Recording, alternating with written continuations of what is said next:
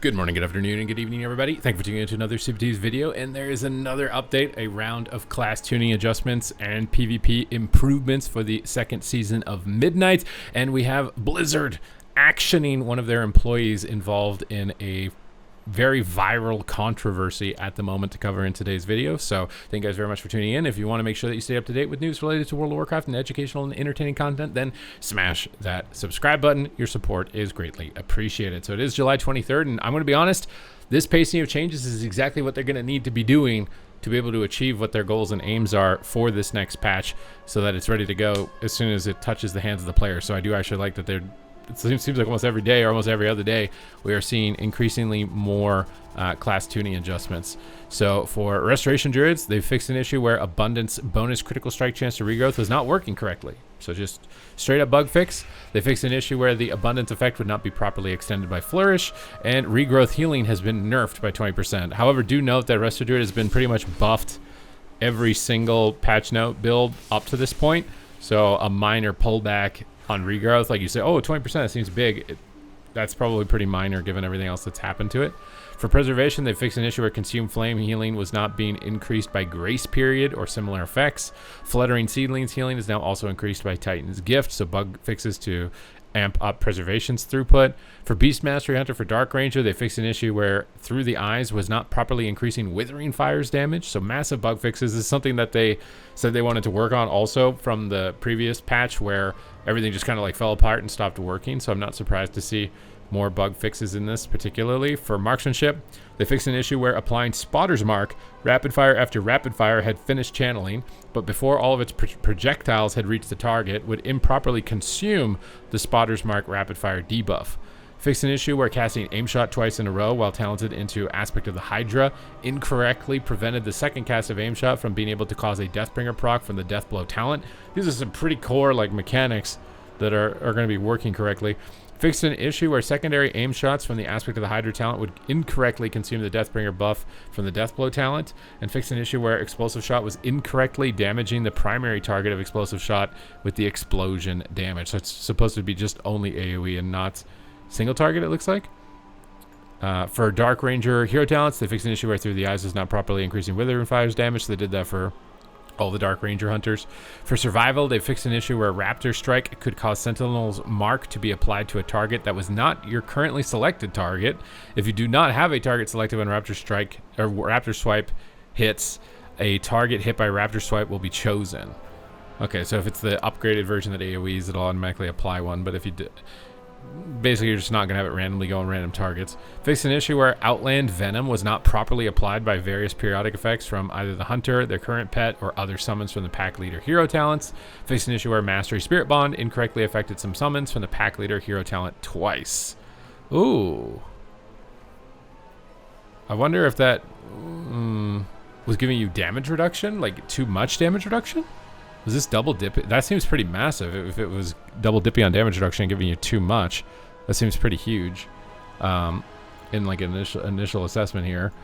For Brewmasters, they fixed an issue where Flurry Strike's physical damage was not being correctly increased by Bring Me Another of the 4-set bonus. So just fixing up some stuff. For Mistweaver Monk, Morning Breeze's value is being adjusted down in accordance with the Mastery Gust of Wind increase in Curse of ula'tek. This should leave the talent's effectiveness at a similar overall level, so Morning Breeze effectiveness reduced by 60%. And they're trying to make Mastery a more desirable stat.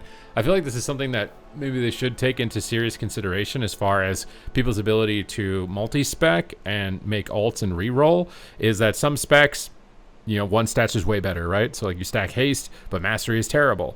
But maybe you want to respec to the tank spec of your class and it wants mastery, but you don't have it because it wasn't the best stat for your spec, and now you can't be a tank for your team, and now your group can't run a dungeon, which is now one less dungeon being ran as a result of it. Or in PvP, if you play a DPS spec, but you want to go to the healer spec, but they don't share the same stats, that's one healer that would have queued up and provided another round of PvP activity, but they can't because the stats don't overlap with each other. And it seems kind of arbitrary which classes desire which stats. For example, mages have haste versatility in PvP across all 3 specs, but it's not like it's impacting queue times or group finding times for that to happen because they're all DPS specs. But a lot of the specs that share DPS plus healer, the healer does not share the same stat priority as the DPS specs. I feel like either tuning the stats to be closer or to just make them identical. So if you're an Ellie Shaman and a Resto Shaman, you both desire the same stats. So that way a player can switch to Resto and provide more content for basically all players in the game, regardless of the content that they're doing. And I was also talking about versatility potentially. Maybe versatility just shouldn't be a stat anymore, since it's basically just fallen into being a PvP stat. And then if you're a PvE player trying PvP for the first time and you don't have any versatility on your gear, you don't have the double trinket set bonus, you kind of just get rocked. And they removed resilience for that reason when it became the main PvP stat.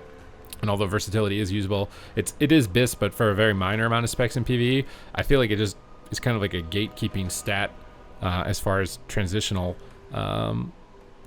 power between content on classes. But this is, I think, an attempt to make Mastery a bit better for Mistweaver is what it's supposed to be.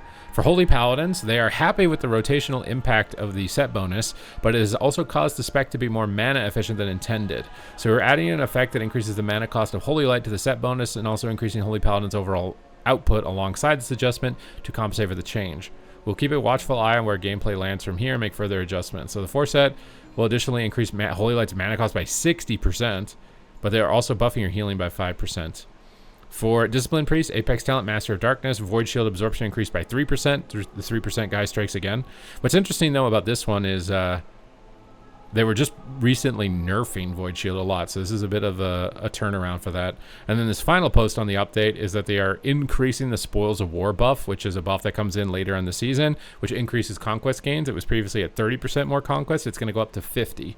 And this is very important for late season participation, especially for players who maybe didn't have time to get to PvP because they were raiding and getting their achievements from PvE, or they just started late in the season. And when you start late in the season, you're really far behind. The current gearing system for PvP works really well when they're all starting on the same place day one, advancing together, but after a certain period of time, if you jump into that too late, the wheels start to fall off. So this is an attempt to keep the wheels on for people coming in a bit late, so you can actually get going faster without having to get rocked because you just don't have full conquest gear. So I think this is a really good change. There's been a lot of big W's, honestly, as far as the changes in the most recent builds coming forward. This one obviously a bit more bug fix focused with a main PvP system change. And then this content right here, this has been kind of talk of the town for a while, that a group of players were aided by a game master in a plus like 22 or 23 keystone apparently, and the game master used tools that are usually restricted for just game systems, not for actual players to benefit from, and they exploited. They got caught by some random person looking up logs on Raider.io, and they ultimately got fired. They got fired for it. And there's going to be actions against the players involved with this key as well. And they're going to be updating their flagging systems and doing a lot of internal things as well. It's kind of one of those things where it just doesn't look too good, especially after your recent announcement of how you're going to do better with bug fixing and things like that. And then one of your members who's part of those teams for bug fixing is involved with aiding players in game with tools that are not meant to be aided with. So they took some serious action, I think, as a result of those consequences, and they're basically done in. But it's just a little bit of a quick tie-in, wrap-up, just a clean cut basically from that, and that's it for this update. So thank you guys very much for watching the video. I hope you guys enjoyed it, and I will see you in the next one.